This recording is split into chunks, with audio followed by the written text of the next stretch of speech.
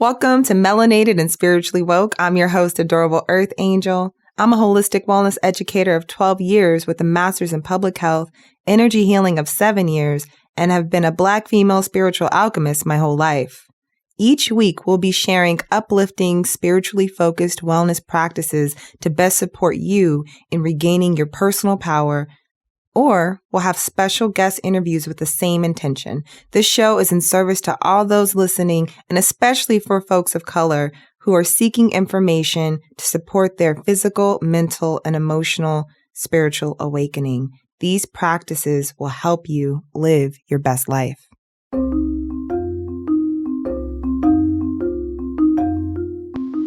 Yay! Welcome back to the show. So happy to be working with you this amazing day, night, whenever you're listening to this, wherever you are in the world. I just want you to know I'm so grateful that you're tuning in to this show.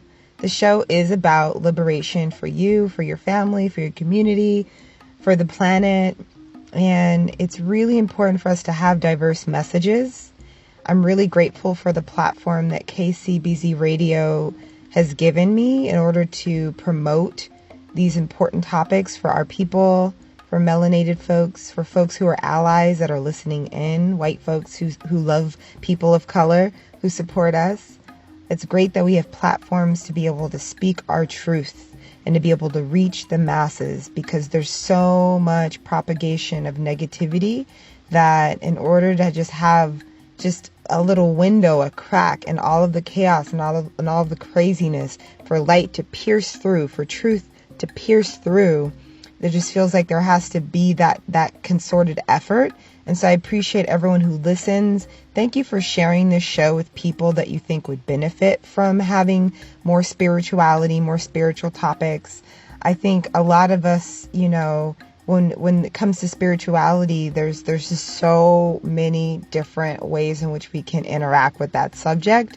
It's a huge umbrella term. I myself, I really want this show to be a space where we can explore alternative ways of knowing ourselves. And that's always what this show is going to be about. We're also going to just not be talking about spirituality for spirit's sake. We're going to be talking about how spirituality connects with us on a very tangible and clear level. How is spirituality going to actually enhance your life? How is it going to make it easier for you to manifest and attract the things that you deserve in this lifetime? The things that our ancestors prayed that we would have. The bag, so to speak, making sure that you feel financially abundant, making sure that you have an excellent love life, great communication, great relationships, the feeling of just feeling settled in your parenting skills. These are some subjects that I feel like 2020 is manifesting on this show. And right now, as we speak, I am gearing up and gathering some brilliant thought leaders who intersect spirituality and in various different topics. I've been talking about this a lot on this show, that we're going to be having the opportunity to talk to people and connect with a lot of people of color who are really doing transformational work and just creating more exposure to different types of thoughts that, maybe you're like, yes, I completely think that thought. Or maybe you're like, wow, I've never heard of that before. And there's something that's really exciting about having that refreshed kind of approach to a show. And so that is in the works. I'm cooking on that. It's bubbling up, and it'll be spilling over with goodness as soon as possible. But for now, it is me, Adorable, doing the forecast for this week. We're looking at Tuesday the 28th through Tuesday the 4th. Starting in January, and then now can you believe it? Can you believe that it's going to be February? I mean, oh my gosh, how did that happen? It just felt like the new year just happened, and now we're already in the second month of this new year and this new decade. And, many people I've been connecting with have really actually felt the refreshing energy of 2020. They feel refreshed. Some people didn't even have a vacation, but they could just feel it in the air that there's something shifting. There's something shifting, and we can feel it. And today's show, I'm going to talk about the energies of this week and just some insights that are going to support and help you through this week to navigate your interpersonal relationships and your inner relationship with yourself and spirit. But we're also going to be talking about the theme of today is going to be around this subject that's called the Age of Aquarius, which is this, this archetypal type of shift that humanity is leaning into. And like, what does that even mean, right? At the Age of Aquarius, that could sound really woo-woo. Like, what is she talking about? Maybe you're like, yes, I want to know about the Age of Aquarius. I've been hearing bits and pieces. Let me know about it.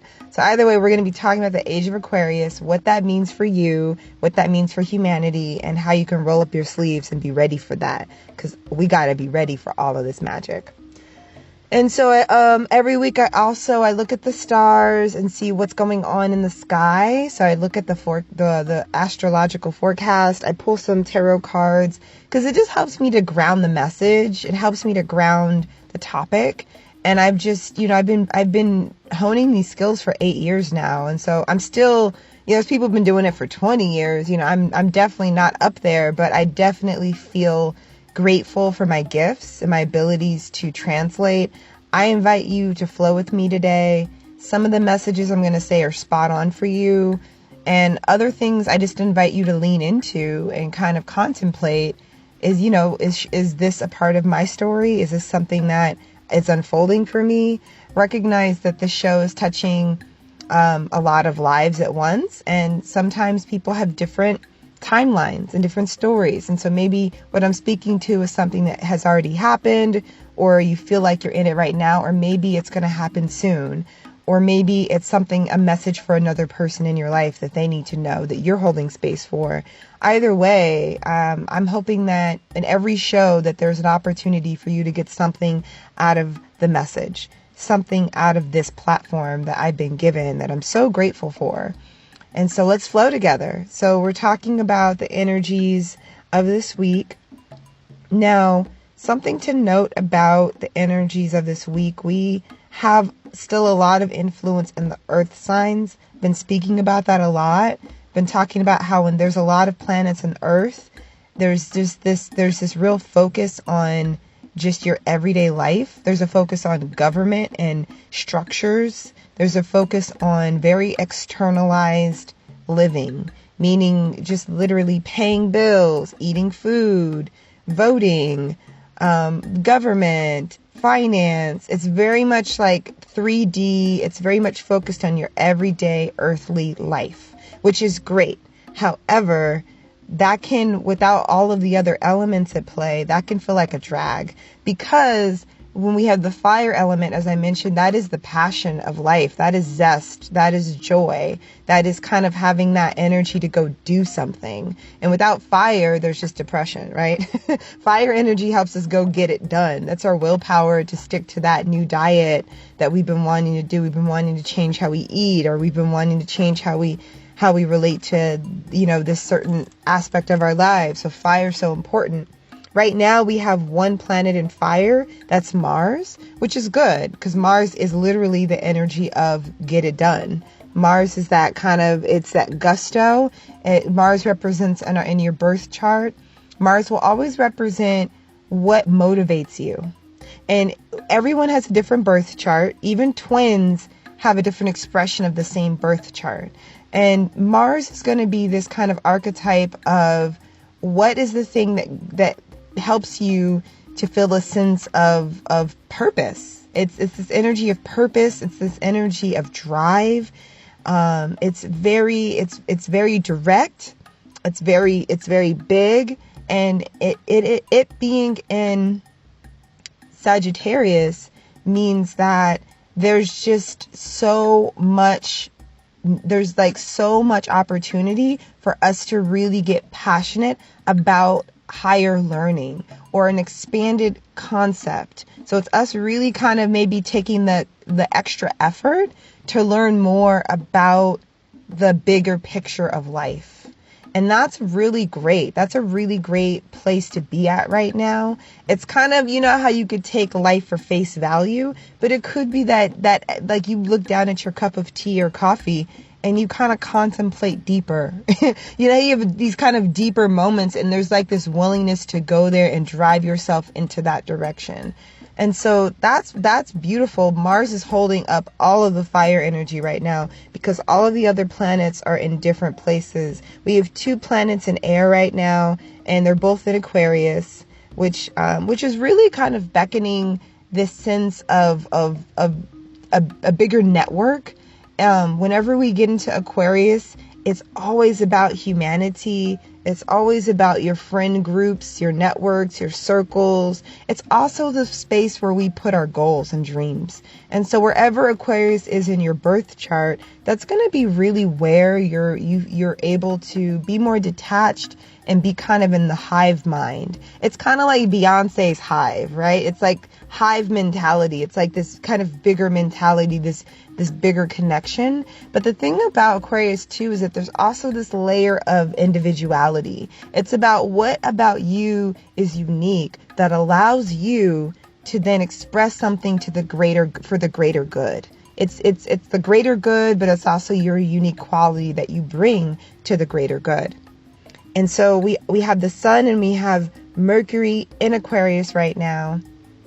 We just got through with the moon, the new moon in Aquarius as well. So a lot of emphasis on Aquarius. Hence, today we're going to be talking about the age of Aquarius.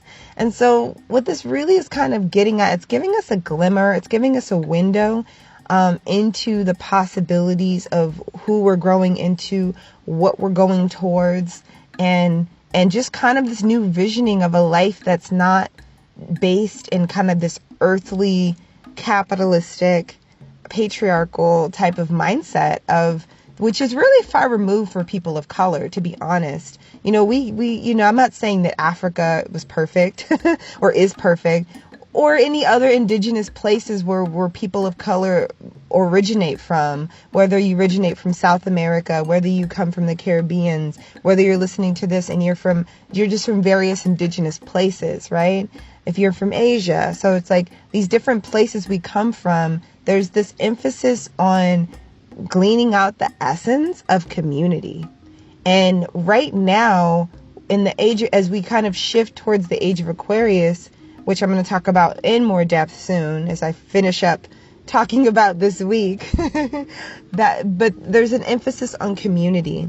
And so even right now, the 3 planetary aspects that I listed about that are in Aquarius right now in this moment, as I record this show, that's really having us think about the illumination of community and the illumination of how our community is serving us. So I'm just curious right now. The question for you is, how is community showing up for you?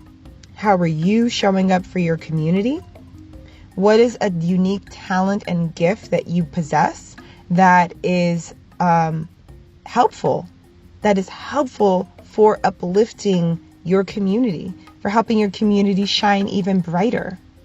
And those are kind of the questions that this week is really kind of allowing us to play with. There's this consciousness around just a very clear thought. It's an idea, it's a thought, and it's emerging from this place of where you've been before. It's not something where it's like, all of a sudden there's this new idea. That's not what I'm talking about for this week. It's more so that all of this dust or this smoke or this haze is starting to clear. And as things start to clear, what was already there the whole time becomes more present. And it's been something that's been with you your whole life. And it's been something that you have been cultivating in bits and pieces. And then now there's this emergence, and it's like you're unleashing the Kragan on them. You're unleashing the Kragan. You're really unleashing your dream and your vision. And so it's just kind of what I sense in this week is just this recognition that you are contributing something unique. It's an important idea. It's an important contribution to humanity. And it's about kind of teasing away from the being in the weeds of life. So it's not about you thinking about your life on a detailed, mundane level, because that's a different experience. That's not this energy. This energy is go big. Go big, because going big is going home. Being at home with being bigger, being at home with thinking of the bigger picture. Aquarius energy is all about the big picture. It's all about it. And right now, more than ever, this is the time to have your big picture lens on life. Thinking about like how your contribution on your everyday level is going to actually contribute to the collective. So important, so imperative. So oftentimes we just find ourselves living out our days and we don't think that just smiling at the grocery store clerk is actually contributing to humanity. But that's literally how God works. God is in every single pore of every single interaction of our beingness. And God's always watching because we are God. We are God. And so we're always in connection with God, because that's who we are at our essence, at our core. That's all we know how to be. There is an opportunity with this moment for this week to also recognize that as you contemplate this new understanding, as you contemplate this energy, there's also something that is centered around a discomfort. And the discomfort is recognizing that it could be a couple of things. I'm looking into the cards right now as I say this, because the first thing that I'm seeing is there's clearly just an emergence of truth, like your truth. And it's about you being a truth teller. It's about you telling the truth about something that you really believe in your dream. And then there's also simultaneously a recognition of it's almost what I'm seeing and sensing is almost kind of like an uncertainty if you can actually do that thing. And the uncertainty isn't really about you in this moment. The uncertainty comes from your past. And so it's about your life experience that you've lived. And it's almost kind of that naysayer energy of like, well, if I do this thing, then maybe I am going to be cast out of this circle. If I do this thing, then I won't be accepted for who I am. Because something that's also really true about all of this Aquarius energy is that there has to be a comfort with kind of being aloof and being the odd one and being the weirdo. Aquarius is very weird. Aquarius is weird because it's futuristic. It's weird because it's ahead of its time. It's very ahead of its time. And because it's ahead of its time, it means that you might feel that there's people in your life or in the world at large that don't understand this vision, that don't understand where you're coming from. And the biggest challenge with that is recognizing that's a limiting belief. And the limiting belief that if one was to kind of buy into that mindset, that limiting belief also would set up this challenge to actually break free, to break through with that idea. Because what I'm getting is that if you allow yourself to really fully invest in this vision that you've already been this whole time, by the way, it's nothing new. It's a vision that you've already been, and it's emerging more strong and more true to who you really are, that the other people who believe what you believe will find you. And the only way people can find you is if you're really being yourself, is if you're really hiding in plain sight, being yourself fully, so that people can see you and find you. And all of the people who are like you, who want to connect with your work, can be in that. And it's also about you holding your truth so hard and in such a dedicated way that it allows people to finally wake up to their truth. That's some real big truth telling right there. That's some really big truth telling, to allow yourself to be connected to the truth of who you are, so that you can let other people wake up to the truth of who they are. It's really powerful, and it's really important, and it really allows for everybody to really raise their frequency. So the other aspect of that is as we trust in what we're here to do. And this week is really interesting because we're at this crux of going into the second month. And so things are moving away from Capricorn energy, and it's moving away from things that have been so kind of like things that have been hardened and restricted. And the restriction is actually, there's a mantra that I came up with earlier for Capricorn, for Capricorn energy. And the mantra was, restriction creates conviction. And I love that mantra. Say it with me. Constriction creates conviction. And I love it. I love that mantra so much, because I think a lot of people, when they think of being constricted, there can be this annoyance or this anger or this sadness or this rage or a sense of victimhood. And what I actually am starting to appreciate about Capricorn and Saturn is I'm appreciating the restriction, because I've even seen on a personal level, like restriction and its ability to help focus. It's like a baby. Babies love to be swaddled. They love to be bound up because the world is so big. And they're just like, whoa, this is way bigger than the womb. And there's something so precious about Saturn in that it's very, very much like constricting. But in that constriction, you get to build the truth of what you really care about. When you have all these options and all these distractions, it's hard to focus on what is the truth. But when Saturn comes around, and especially we have Capricorn, we have Saturn, the planet Saturn, really living out in Capricorn for 2 years now. And so we've been really feeling more restriction than probably we felt in a very long time for the past 2.5 years. And that's kind of where we're at. Saturn is going to be moving this year into Aquarius, and then it's going to retrograde back into Capricorn for a few months. And then in 2021, Saturn is officially going to be in Aquarius.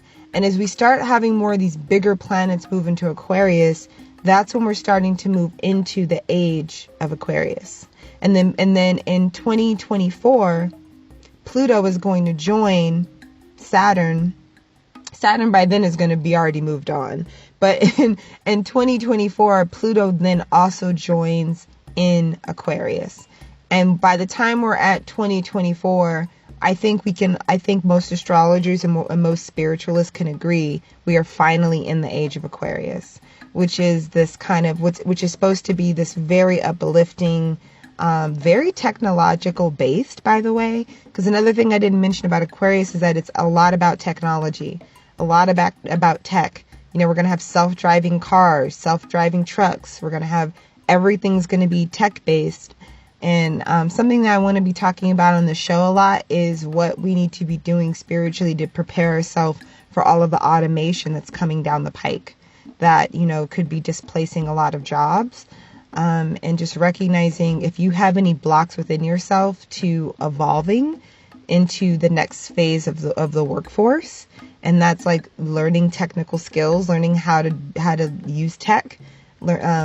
It's like basically like what we're going to find is either tech is going to master us or we're going to master tech with the Age of Aquarius as well. It's going to be uplifting, but if we're not in control of the tech that's coming forth, then we will become a slave to that technology, or we won't have what we need in order to feel sustained, because technology is going to automate a lot of our work. And so it's about leveling up, and there's almost no way to not level up, because that's just what's happening on the planet right now. Either you're going to level up, or I don't even want to talk about the opposite of that, because that's not where, you know, the show really is wanting to be uplifting.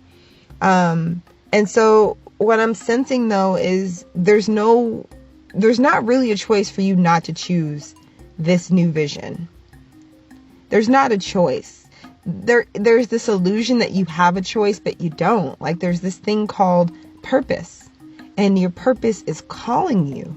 And it's getting more clear. And like I said, the dirt or the smog or the dust is just blowing away, moving away from you. And all that remains is the truth of your purpose and your contribution. And if you're listening to this show, you are, clearly you're in a space in your life where you're contemplating your contribution. You're contemplating these thoughts. You're thinking about, you're like, yeah, like, I'm not saying that you may agree with all the things that I share about on the show, but there's a level of consciousness that we're each leaning into in order to be able to be here in this way. And so I feel you leaning into that. And I commend you. And the thing that comes with us leaning into our truth, even if it makes other people uncomfortable, even if we feel like we feel isolated or we feel exiled in the process of being truthful and being with this vision, that's bold, unique vision, is there is a sense of completion. There's a sense of harmony. There's a sense of feeling at one. And that oneness is so much more important than playing it safe, than being superficial, than pretending you're something you're not. Because it allows people to really wake up. It's more important to be in this place of being in alignment with your values than it is to be in alignment with what you think people think you should value. It's about feeling real and feeling whole. And every one of us has the right to be within that mindset. Because our ancestors worked so hard so that we could really see the life. And the thing about ancestors, I think a lot of people use the words, and it's used so many times, and people don't really recognize that we literally are living on the edge of our ancestors. They are with us. They see through our eyes. They breathe through our nose. We are this culmination of everything that's come before, and we're eternal. We are eternity. And so it's also like, even within that, there's still this need to recognize that we have to hold the light. We have to be willing to hold the light, because that is what allows there to be less suffering in this world. And the suffering that comes to us, it's transformative. A lot of us, have suffered a lot in the past decade. A lot of us have had our hearts broken in the past decade. And that suffering, it created within us a resiliency. And in this 2020 energy, anything that happened prior to this is a gift. It's a gift because as you continue going forth with this vision, with this dream, with your purpose, there is going to be the opportunity to either kind of damn yourself for not thinking of it sooner, to be down on yourself for allowing that to happen to you, or why didn't I do things this way? There could be the opportunity to dwell in the past, and every time we dwell in the past, we fall asleep. Every time we go backwards and think about the past, we're going deeper and deeper and falling back into sleep. Every time we're thinking about the future and we're worried about what's going to happen next, we're falling asleep. The only time we awaken is when we're in the now.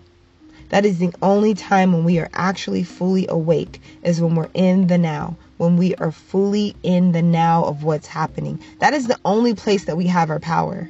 We have the power of the ancestors behind us and the future children in front of us, but really all that is potential.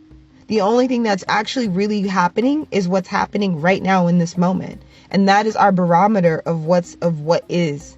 And I love one of my meditation teachers, Goenka Ji, said, he says that, it's so simple, but it's profound for me when I think about it. He says that, what did Goenka Ji say? Goenka Ji says that your power isn't in the future. Your power is in this moment. And your power to change your life is only available in the now. In the now. Our power to change our future is only available to us right this moment. The power of your dream, the power of what you think is only available to you in this moment. So what is your current life showing you? What is the feedback that you're receiving? What is the feedback? How do we bring forth these Aquarian energies of recognizing that as you walk around in your community, as you walk around and you connect with people, what is the feedback that you're getting from your community that says about you in this moment? Are you in a space of being more in a space of alone, like being alone? Because in your loneliness, you're able to be a mad scientist and master this thing that people, wouldn't understand. Maybe in the past, your community and your friends were like, oh yeah, cool, you're going to do that thing. And, you could tell they're not really about you doing that thing. And it's not that they're not trying to be supportive, but it's that people are always constantly thinking about how what you're doing is going to affect them. And so this, again, it's like definitely like you're invited this week to be with your idea. You're also invited to think about, is it time to really share what I need to be doing? Because chances are it might be nice to not share. It might be nice to actually hold that energy and really play with this beautiful vision and let it emerge and unfold in due time. So that feels like a really full show. Those were a lot of words to process. But it's what spirit is just speaking and flowing. And we're at the close of today's show. I'm very grateful for all of my listeners. Thank you so much for being a part of this journey with me. Thank you for supporting Black healing work. Just by listening, when we listen into uplifting things, we really are how we spend our time, right? We really are what we do with our money. What we spend our money on and what we spend our time on is basically who we are. And so I appreciate you leaning into this conversation, and I hope it was enriching. I hope there was little tiny gems of knowledge and wisdom. We're going to be back here next week with some more goodness just for you. And on that note, I just sending you so much love and peace and joy in your journey, and I will see you next week. Namaste.